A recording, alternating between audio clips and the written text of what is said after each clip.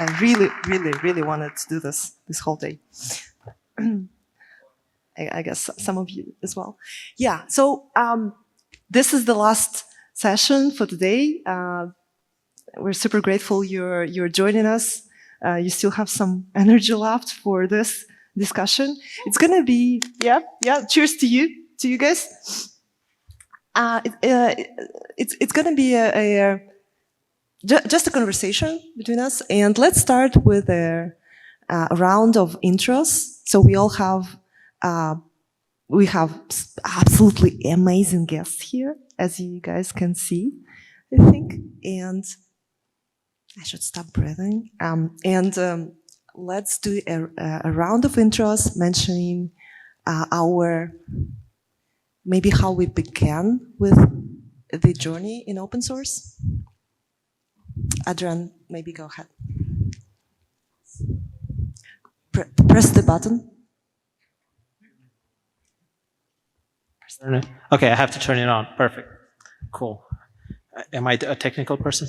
Okay, cool. My name is Adrian. I'm the author of AVO and the co-host of Friendly RB. And thank you so much. Appreciate it.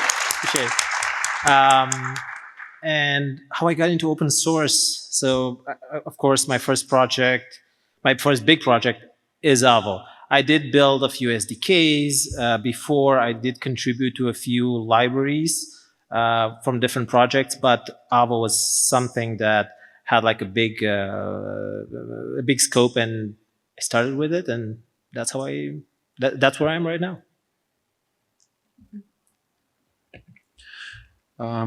Hey, Bartosz. I've been building software for over 20 years. I'm working with Ruby since 2006. And my adventure with open source started with WebMock. And it continues for the last 15 years. Thank you.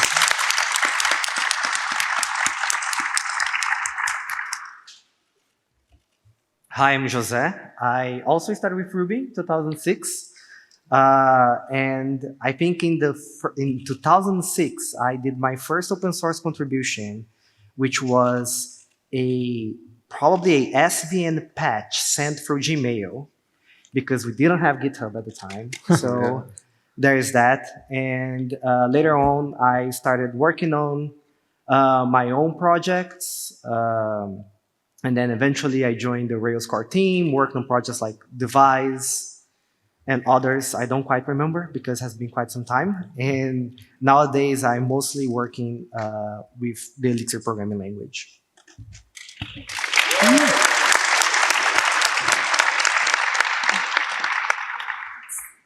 The most humble intro, the author of the language that I've heard.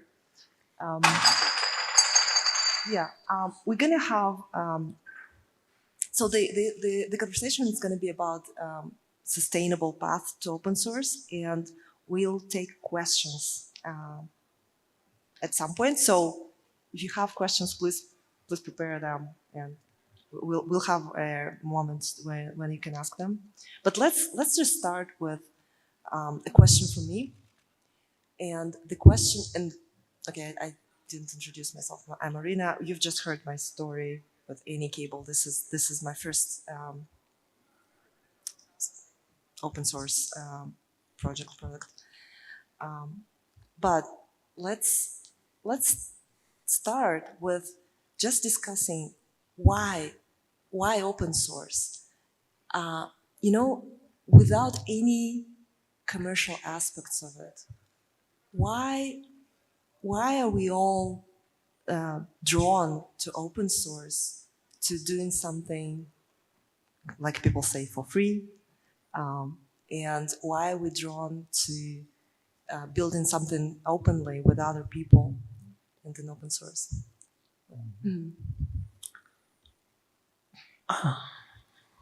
So to me, like I just mentioned, that 2006 patch, for me, it started mostly as curiosity. And I think at the same time, like the biggest benefit of open source is that like the code is available. We can look at the code. So I was working on a Rails application, and I had to install dependencies. I had to install gems. They were open source. I could look at the code. And for me, it was like, oh, I can look at the code and I can understand what it does. And I was just beginning. I could not really understand everything that it did, but I always had this curious aspect. And even today, I say like, you know, every time you install a package in your project, you should look at the source, right? Because you never know, maybe you'll be the one maintaining it, right? Maybe you want to maintain it, maybe you don't want to maintain it, but you have to. And so that's how it started for me. And then from there, it's like, hey, they do something, but what if I take a whole different approach? Is that going to be better? Is that going to be worse? So it led like to experimentation.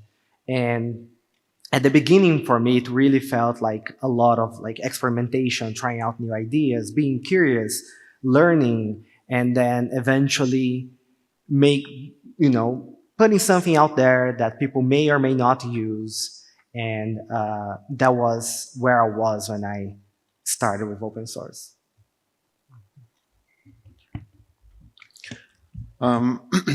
So for me, in case of WebMock, I started with something that was useful for me. And then I thought, oh, maybe it's useful to others as well. So I published it. And thanks. And it happens to be actually, something that many Ruby developers needed as well. And this gave me this personal fulfillment that I'm doing something for the community, I'm giving something to the people, but also this sense of paying back, right? So I'm using all this open source software. I use plenty of open source software, and now I have a chance to give back to the community, which feels nice and rewarding. So that's really important to me. Thanks.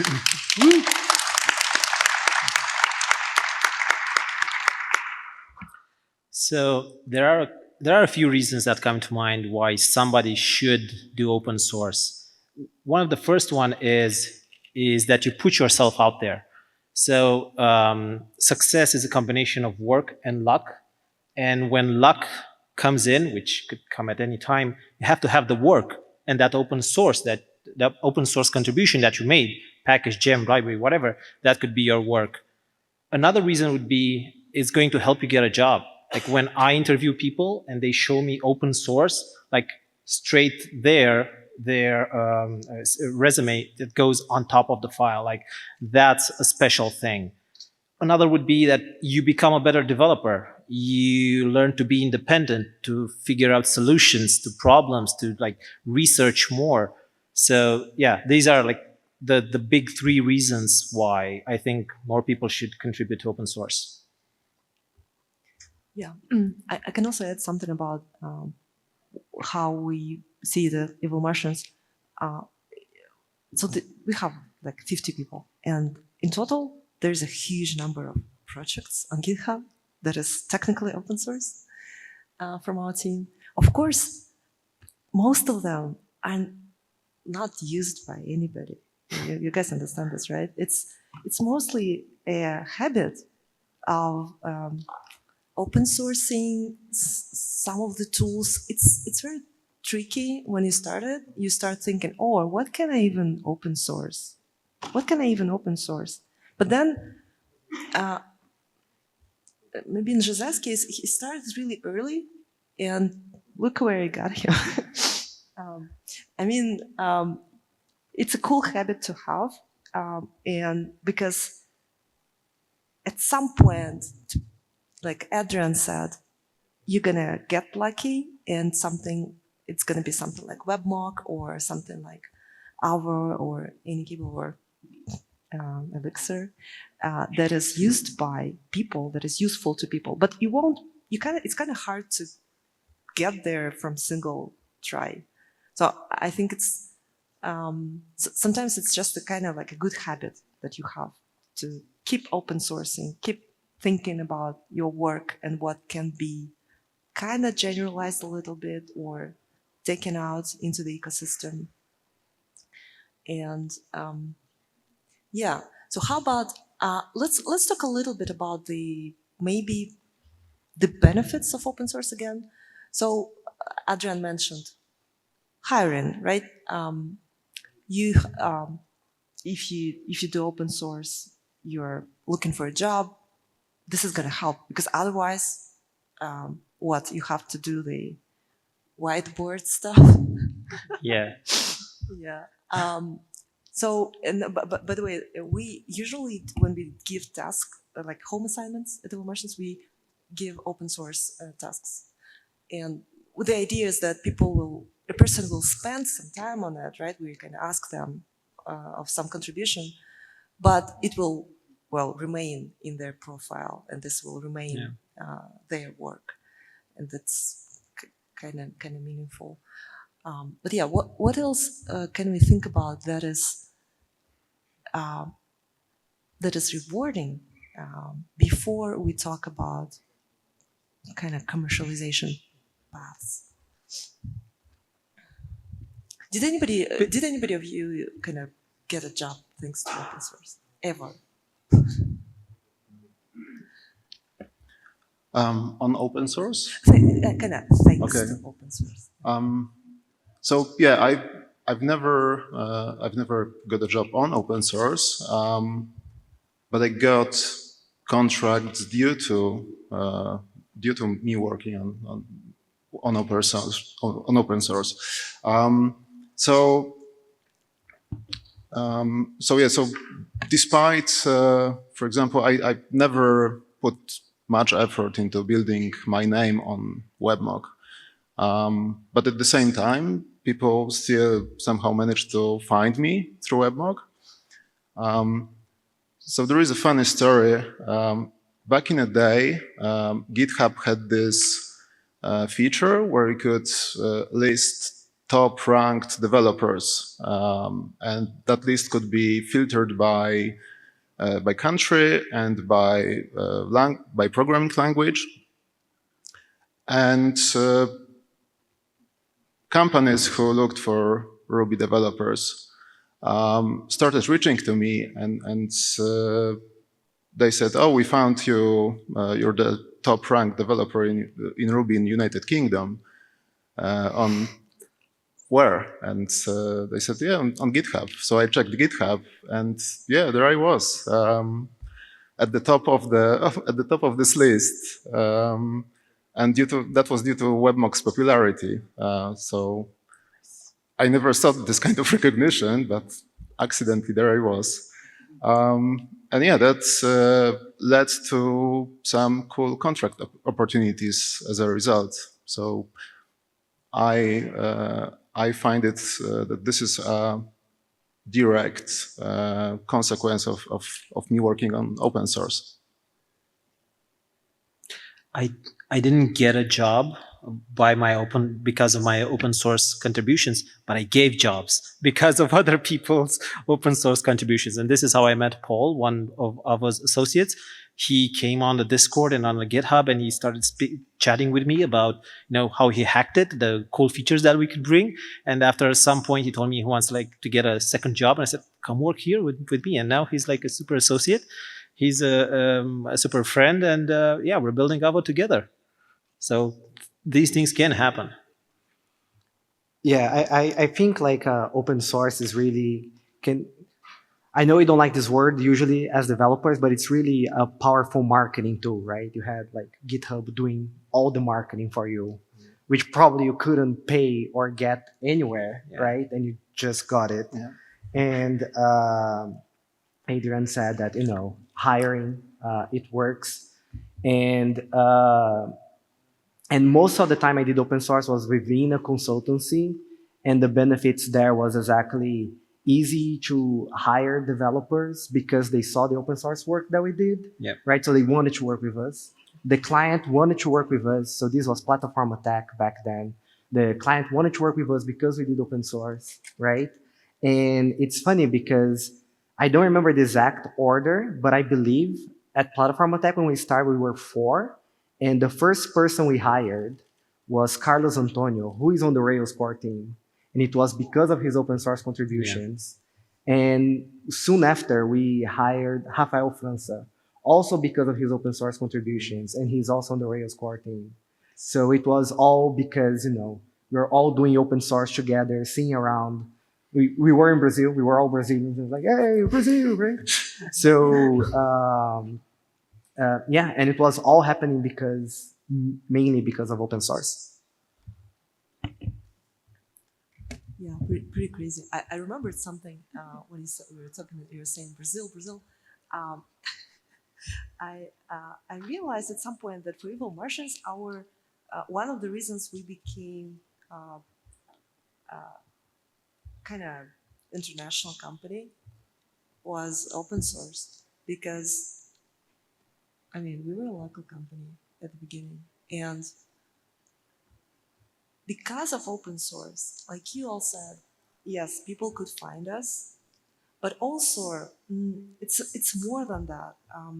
It's kind of, yeah, you talk on GitHub with people from other countries, and you kind of start considering the bigger world around you. So I think this is an important part of open source. The open source is playing. There are no borders and kind of countries and continents, like everybody understands. English is not a really big problem. Like people speak very simple language, I think, on GitHub, and it's kind of helping you almost like open up and think about the bigger world and think about what's available there, what kind of businesses are built there, what kind of projects and technologies are built there, and connect, right? So you become part of those projects and technologies, like part of Rails, right? And I don't know, did you consider Rails an American company or American project or European project? I don't know. But yeah, I guess American. Okay, this feels nice, but at the same time, what we have is a real big crisis in sustainability of open source, and it now kind of manifests through those security incidents, right? When people realize that first of all, some projects are not maintained. There are problems with.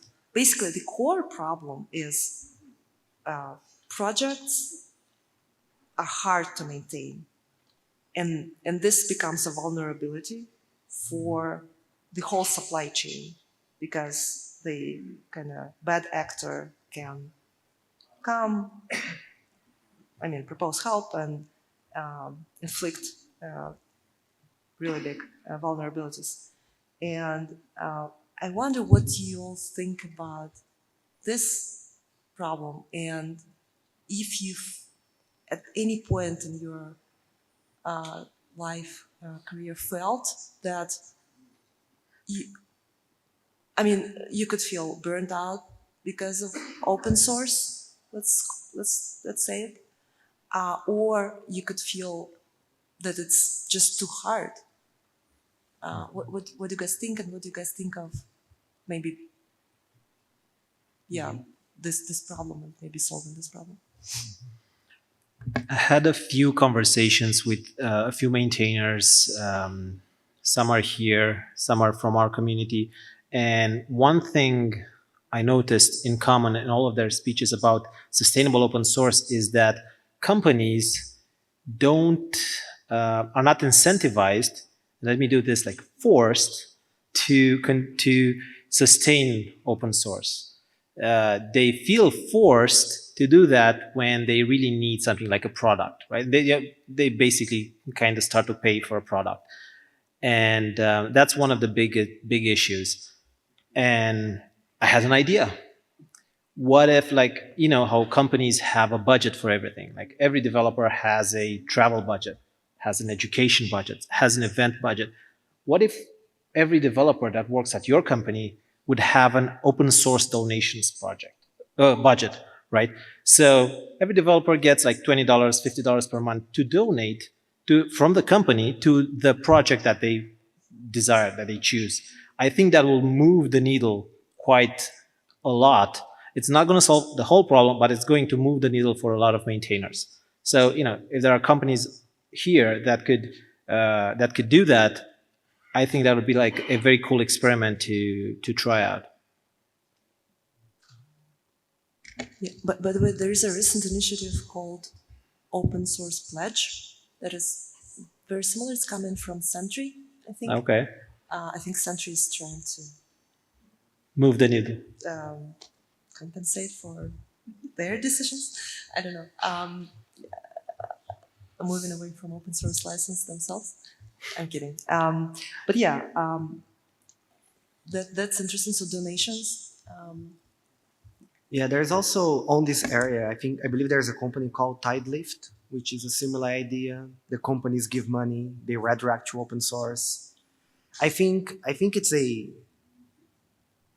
very hard balance because there are so many open source projects, right? Like if you do Rails new, how many packages are already going to be there by default, right? And so, for example, I remember when Tidelift came out, and I was like, hey, you know, maybe we'll get some money. And at the time, I was working on Devise, which was like a pretty big project in the Rails community. And when I went there, and they allowed at the time, I don't know if they allow it. They allowed you to say which project's yours, so you can claim and get some money. And then I was like, oh great, this pays like 5 minutes of development per month, right? So I feel it's really tricky, and I'm going to say something potentially polemic. You said like what burns you out from open source, and the first thing that came to my mind is that open source doesn't burn me out. People burn me out. And the idea is that, and what I mean by that, not trying to be mean, is that because when I'm working with the code, like as I said, like I'm curious, I am happy, and I really stand by the open source license. It's like, look, I've put this code. It doesn't mean I have to support it. It doesn't mean I have to maintain it, right?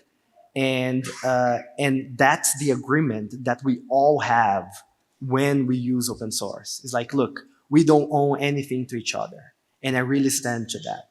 That equation starts changing when there is the expectation of a company, right? That, hey, that thing has to be maintained. My bugs have to be fixed. Why they're not being addressed in time? What is your plans for the project, right? While according to the license, there is no, like, none of that is meant to be needed.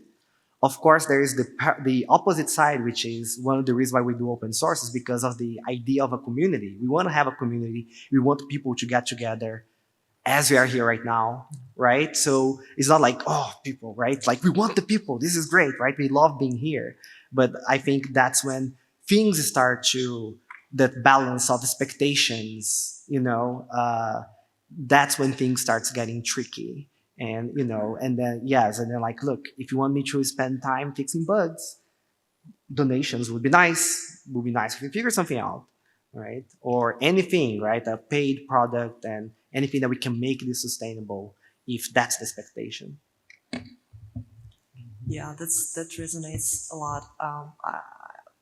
We like the author of PostCSS is our head of frontend, Andrei, and we use Tidelift for, like, it's linked to PostCSS, and it's kind of like maybe it's public data, by the way. It's like he gets about like $1,000 per month, and PostCSS has several times more downloads than React on npm. It's Yes, it's huge. absolutely everywhere. It's literally everywhere. This is the state of the nations today. The state of the nations is, well, they are like not cutting it. But I loved what you said about like the balance. And again, Božidar Basov, the author of Robocop, talked about that. How, yes, as long as this is open source, you don't want kind of the maintainer to burn out. It's not good for anybody, by the way. It's not good for the community. But the maintainer basically can set the expectations and say, look, this is not going to be supported, or this is not going to be even considered. And because you have to do this, otherwise you're just going to burn out, and there's this imbalance between asks and help, right, sometimes. Yeah, and I imagine for a project like RoboCop, just managing the expectations, it's almost a full-time job in itself, right? And that's part of the challenge as well. Yeah, so I experienced burnout when working on WebMock multiple times. What is surprising, actually, is what surprised me is that I got more burnout the more WebMock got popular. Surprisingly, even when people were really active and they submitted issues and they submitted pull requests, and there were times where I was busy, where my mind was somewhere else. I couldn't focus on WebMock. At the same time, pull requests were coming. That created pressure that, I'm responsible. I have to respond to these people. I have to review this pull request, analyze them. And that's, I think that significantly affected this burnout. So these were times where, I thought, okay, I'm abandoning open source. I'll just focus on the commercial projects.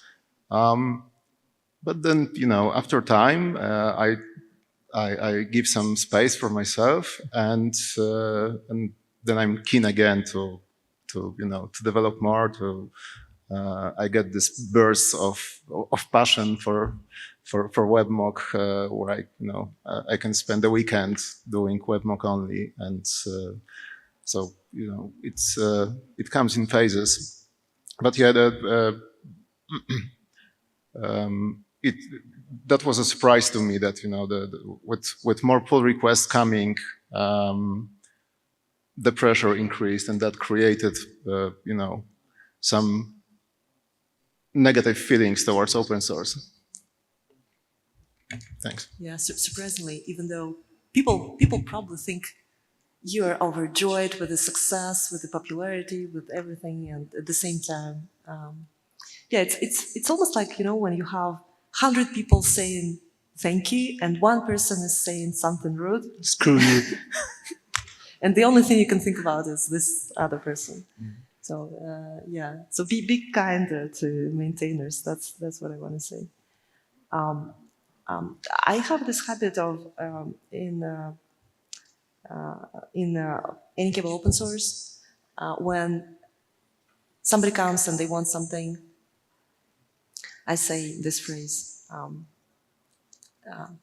We consider, of course, for example, there's a feature request. We consider it, and then if it kind of fits the strategy of any cable, I send them an email usually saying, would you guys be willing to commercially support development of this feature?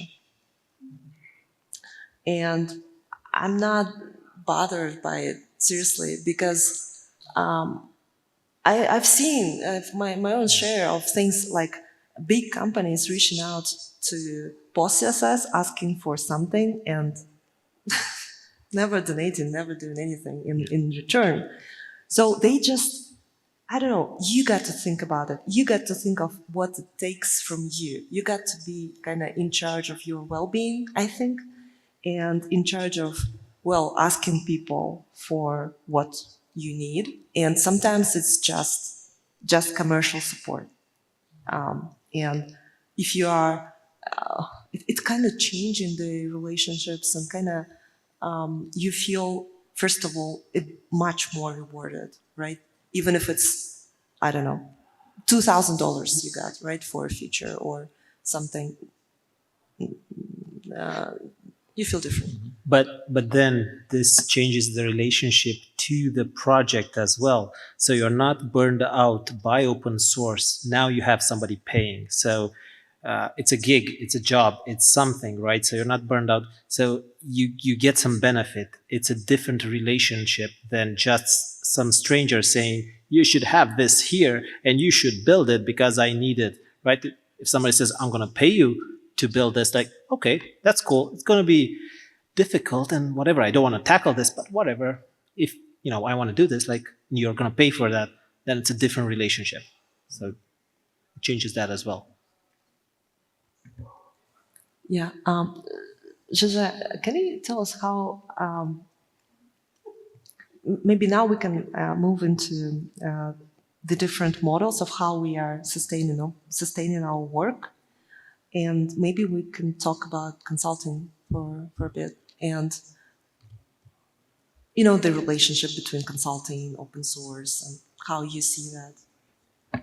Yeah, so from my experience, the challenge with open source and consulting is like who is going to work on the open source stuff, because anybody who is doing open source, they are not on a client project. So it's both a cost and lost revenue, and that changes and that's like when if you look at the equation, right? It's like, oh my God, that's too much. And that's something that we struggle a lot at Platform Attack back then. I was very lucky because when we founded the company, I was doing my master's in Italy, and everybody in the company was in Brazil, in São Paulo. I was like the only person remote. And then I moved to Poland to start a family. So I was remote all the time. And so I say, like, look, if I was working in Brazil, Elixir wouldn't exist because I would be dragged to projects, to client meetings, right? But I was, 4 hours away, right? 6,000 kilometers. Maybe it doesn't work nowadays anymore, this steep, like, because everything moved to remote. We're not as remote back then, right? 2010, 2011. But we always had this struggle, like, and then somebody would work on open source for like 2 months, 3 months, and then they would get to a project. And when they are in a project, they would not have time to work on open source for 6 months, 7 months, right? And that could be a lot of time. They lost the whole context of the project. So we always struggled as the consultancy to balance that out and make that equation work.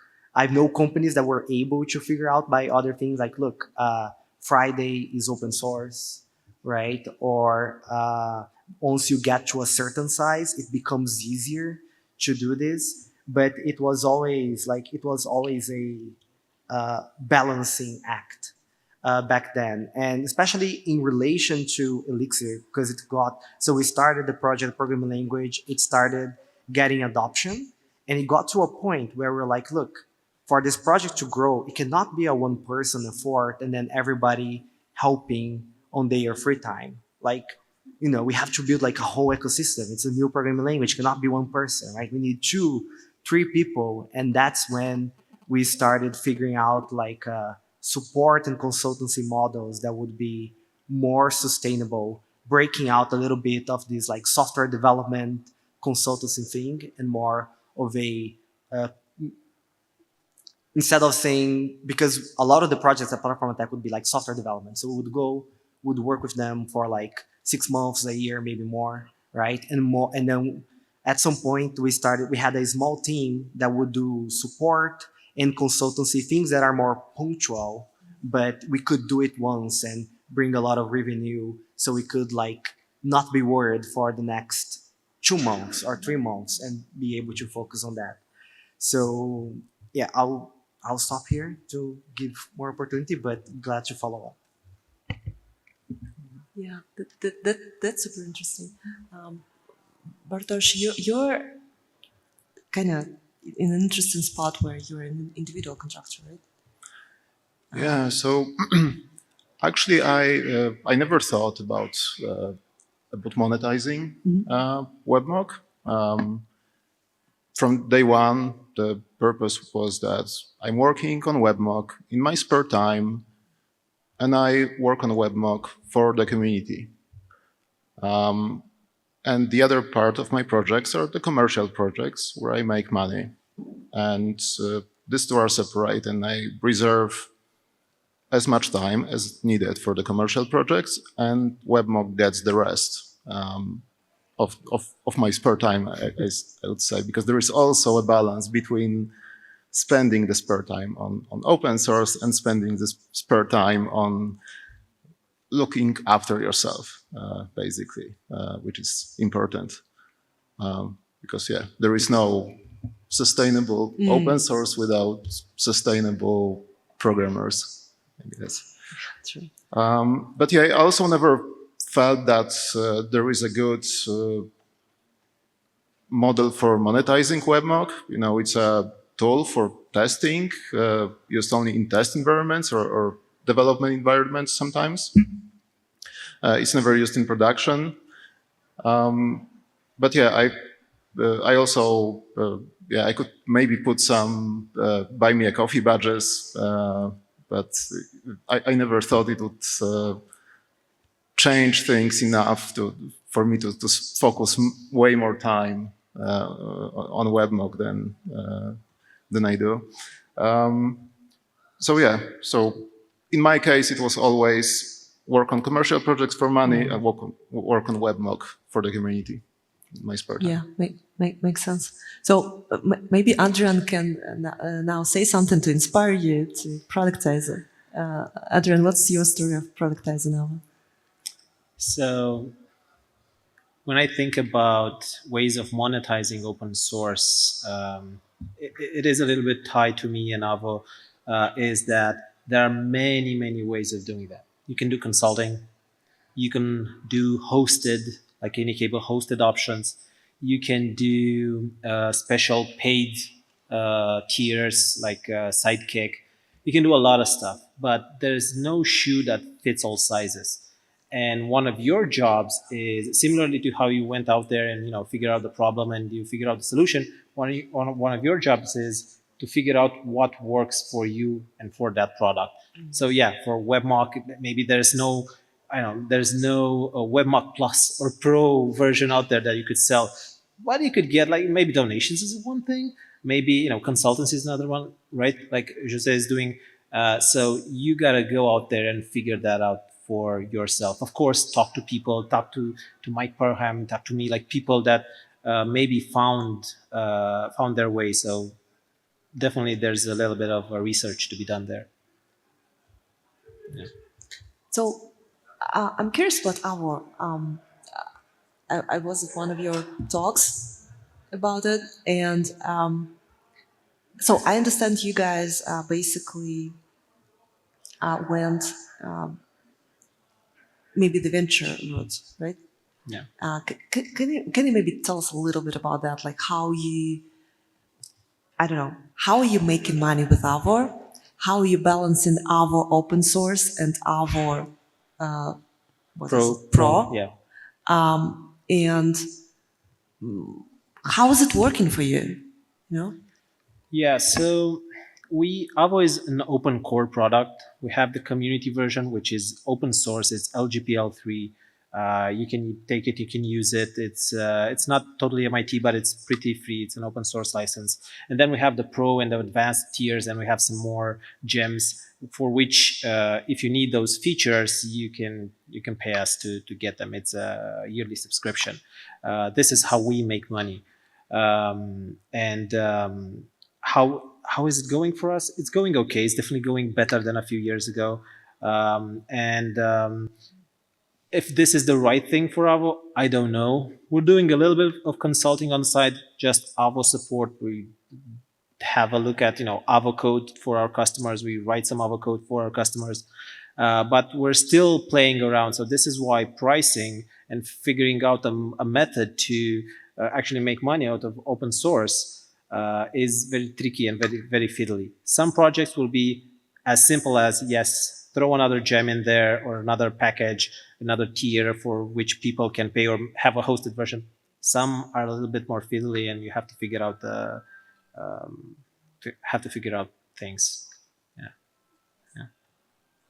Nice. All right. How about this? I have a couple more questions, but maybe we should open the floor for the questions from the audience. I wonder what you guys are thinking. Oh, there's a couple of hands.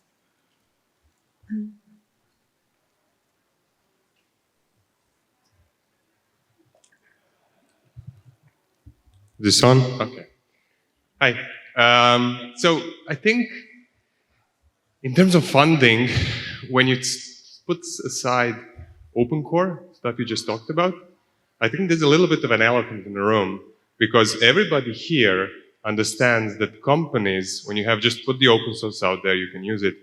We all understand that the companies get a value, but the companies seem to understand it only at the sort of GitHub and Shopify size, where Shopify implements YJIT and their server bill goes down, right? It's very direct.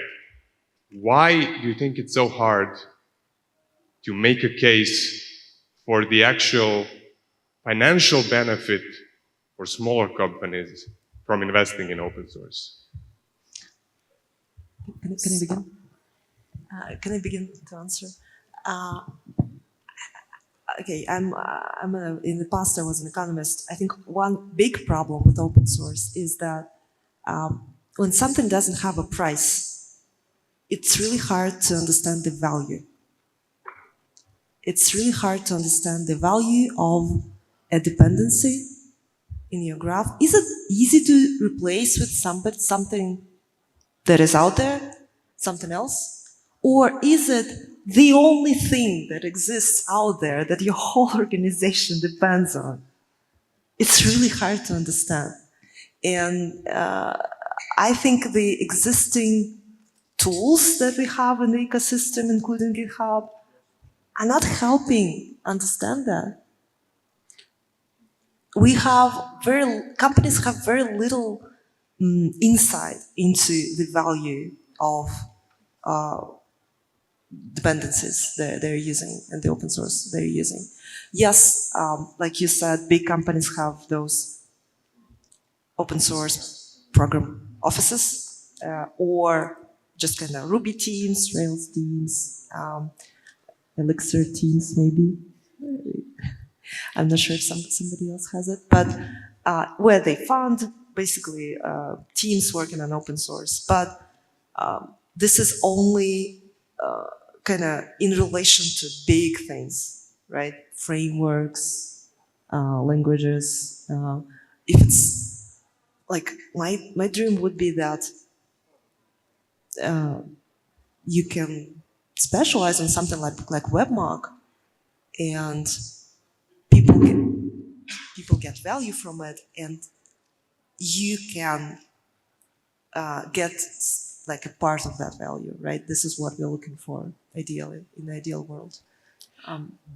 I think it's a matter of, so I'm going to say a few things. Nothing is absolute. If I say big companies, doesn't mean that all big companies. If I say small companies, doesn't. So I think it's a matter of budgets. So I think all companies, small and big, they have problems that can be fixed with open source. And definitely everybody would win if all the companies would contribute to open source. But there's a harsh reality that all companies, they work for money.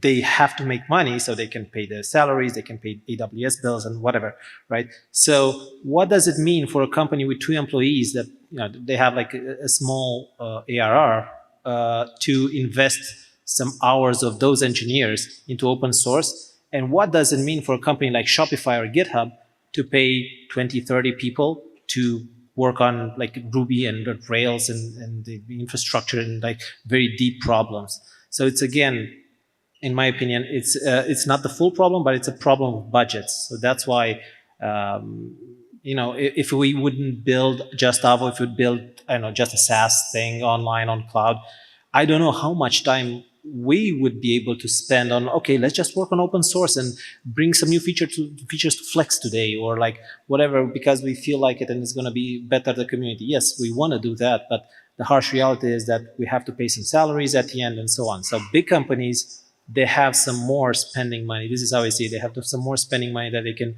throw on people to fix those issues. Yeah, I think the reason is not happening is in game theory. It's called tragedy of commons. Tragedy of commons is the systematic underinvestment in public goods. It explains this. It's this idea that, okay, those 10 people should do this, not me, right? And Yeah. I know they will do this if they, have to. So I don't have to invest my share. And this is what's happening for sure. And you can think of this approach and kind of this vision of open source as similar to the problem of, let's say, climate change. It's also something systematic that has to happen, and it goes, the only way it kind of, it maybe is happening is through kind of society level mechanisms, through politics. Let's be honest. But yeah, that was a good question. Maybe do you guys want to? Maybe let's go to the next one. I saw a couple hands come up. I will try and go all of you by order. Yeah, I was wondering why we, instead of asking companies to donate money, not ask them to donate developer time on open source, because I think I've seen that working quite well at one of the startups that I worked at. We had, after a so-called season of sprints, we had 1 week off season where we were actually allowed to do open source work or whatever we desired.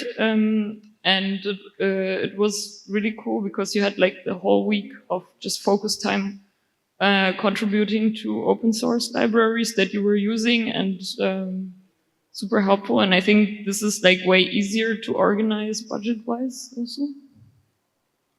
I'm encouraging if any companies are here that make these decisions.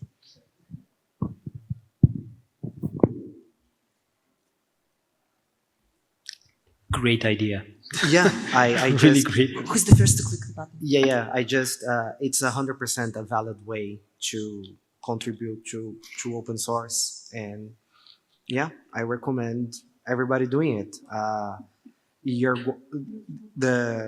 engineers are going to get value from it. The open source project is going to get value from it. You as a company are going to get value from it. It's, yeah, go for it. Can I offer another perspective? I think this is on the maintainer side as well. So contributing to open source, that's cool and all, but sometimes it's difficult. Like some projects don't have contribution guides, don't have like naming conventions. They don't explain what things are, what's going on in there. So it also falls like, so for a company to say, okay, let's contribute, like for anybody to say, let's contribute, I want to contribute on this. If they have to do a lot of context loading about, okay, how does this work? Why isn't the Docker putting up? Why is it working with this? Because they said it should work and whatever. That's a lot of like burnout, like temporary burnout. And they say like, screw that, I can work on something else, right? So it's a little bit on the maintainers as well to say, okay, this is how we contribute. This is how you clone it, you install it, set up, yada, yada, yada, yada. And then you go do your stuff, right? Go do your thing. So yeah, it's a little call to action on the maintainers as well, because that's going to help out. Yeah, I like to put more value on the process than on the result, in the sense that you also always have to remember that you may work for 2 weeks or longer and it won't be merged, right? Yeah. It's so I usually think, look, it's more like having that merge button becoming purple and seeing that your code got in. Yes, it's the better, the best outcome. Yeah. But yeah, keep that in mind that, it, it can still not be accepted. And the other thing is, and I agree, yes, it's responsibility of the maintainer, but I also like to say that get the code in is only half of the job, or not even half, because then it's on the maintainer, on the team, to maintain that thing for the rest of their lives, right? Agree. Yep. Well, rest of their lives sound too dramatic, but you But get it's the true. idea. But it's true. Yeah, I always feel guilty when I receive a pull request and I see that someone put lots of effort, lot of thinking, and wrote a lot of code, and then, you know, I'm not sure that it should be merged, actually. So yeah, but usually people often approach me earlier and say, I have this idea, what do you think? If you agree, I'm going to write the code and submit a pull request, which is way better. Yeah, when I get a large pull request that I'm not going to accept, and it's exactly like this, like, look, there was a lot of code of a fork, it was well designed, you know, it's just that it doesn't align with what you want to do, right? I usually try to comment on that and say, like, look, this, I usually go and review the code if I'm going to merge, just with the feedback. Look, I think this was well done. The design is perfect. You made the design, the same decisions that I would make if I was writing this code. I have nothing to complain. So the person at least comes with, like, with the benefit of that experience of, you know, like, hey, you know, like, I got the code, I did something, I built something.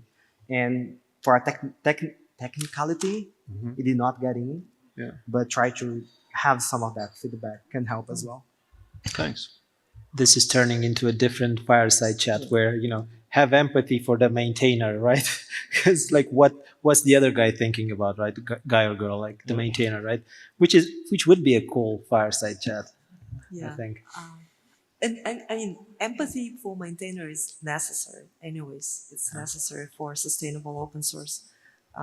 But yeah, I love this question. And so basically, I think we can all agree that as the industry, maybe we should normalize the idea that engineers, at least at some point, should have time to work in open source, because we all use open source technology, and it's like super important that, especially if we want to upstream something, that we are able to do this. But then on the other hand, sometimes some engineers will say, well, I don't know what to contribute to. Sometimes this happens, and maybe we also need better tools in seeing, or you can go and contribute here. And because this project has a really nice contribution guide, and this is like relevant for your work, somehow, right? So I'd love this, I don't know, Tinder for contributions, where there's a match and you can say, or looks good, and I want to contribute here. So cool idea. We have more questions, I think. It's just more of a comment and then kind of your thoughts on the comment. I find it absolutely outrageous. Like, I do a lot of work in the observability space. I think it's absolutely outrageous. There are certain companies charging other small startups 10 grand, 20 grand, 50 grand, 100 grand for logging or other observability stuff that they're not really using. And here you all are, having dedicated 10, 15 years of your life. There's some incredible imbalance here, right? It's pretty obvious. So I wonder if there's a potential for new pricing models, something like rev share, which is kind of like fairly accepted in the business world. We don't have money to pay you up front, but when we start making money, you'll get a fraction of that money. And then that kind of ties in the value of open source back, and it gives you a potential revenue stream.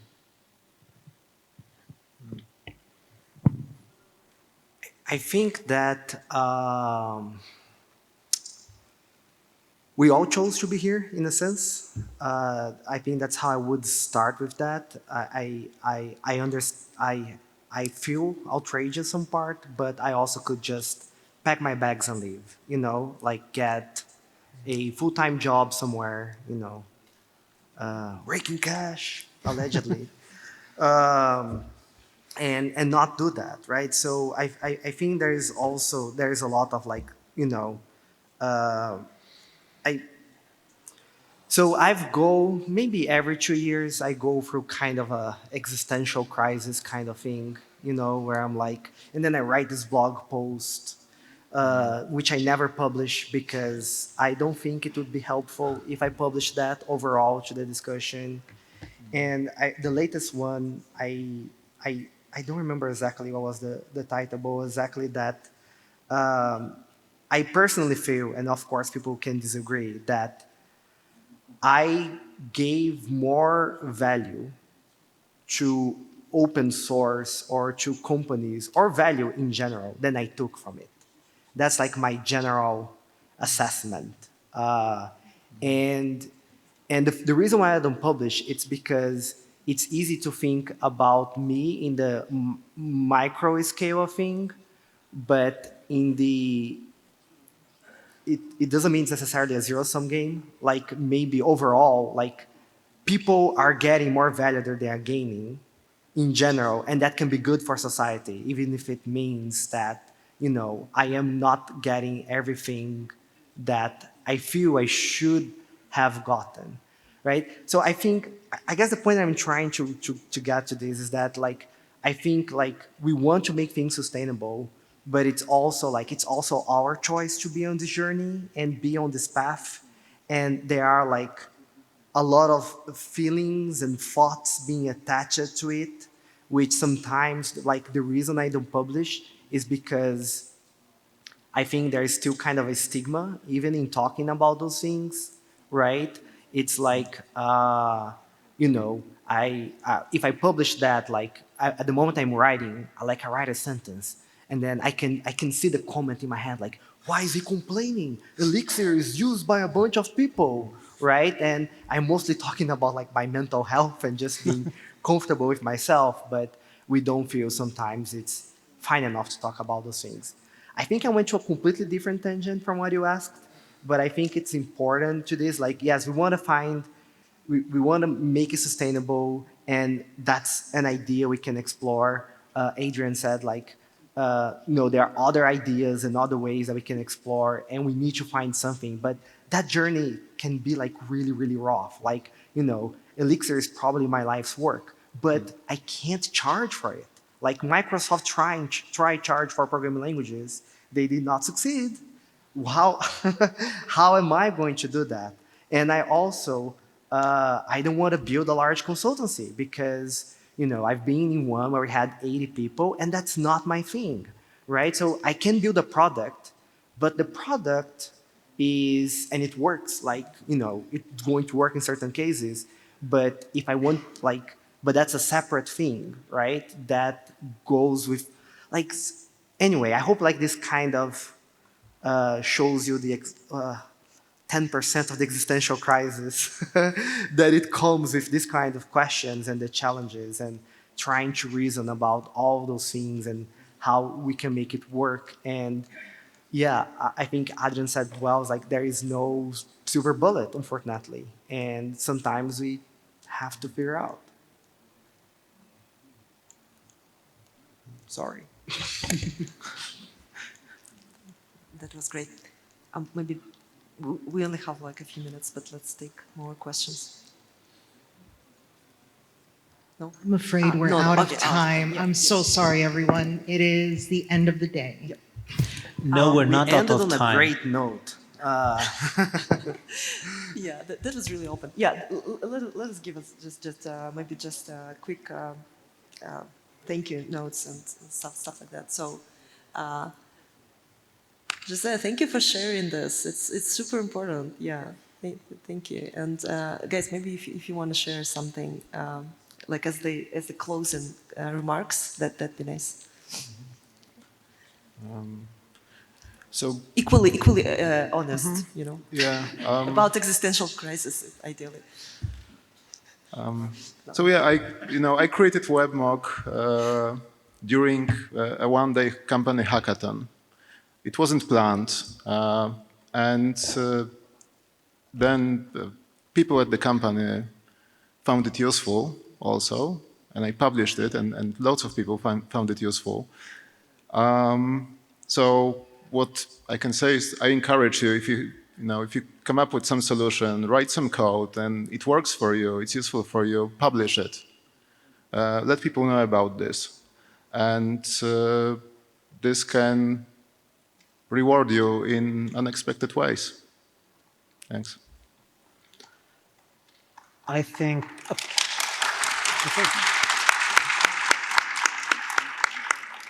So I'm gonna press that button a little bit more and say that you have the power to build, that product, that open source, the thing that you want to build, but you also have the power to not do it. So you can wonder, you can delay, you can not start but tell people about it, or you can just go and do it. So go out there and build something people want. Yeah, you can put it on GitHub and never look at it again. And Yeah. that's completely fine. Yeah, that's right? completely fine. Yeah, exactly. Yeah.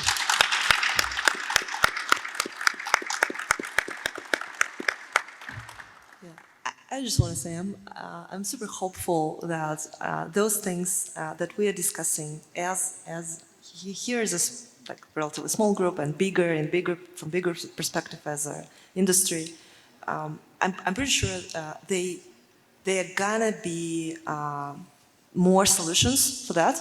Do we have the solution today? No, right? But something you mentioned today was very important, is the power of the maintainer. And we want the maintainers to have more power. And because right now I feel that there's an imbalance where the maintainer has all the responsibility and very little choice and power and control, and very little data also about. And I'm just going to say maybe in a few years we're going to have José having at least like some visibility of people using Elixir and connection to them, so they can immediately pay your company and yourself for something related to their projects. So I think there's a lot to be done here in this space, and it has to be built.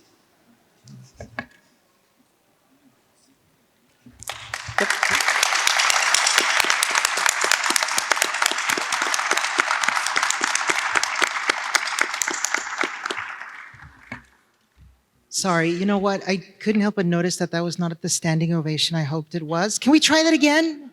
Yes.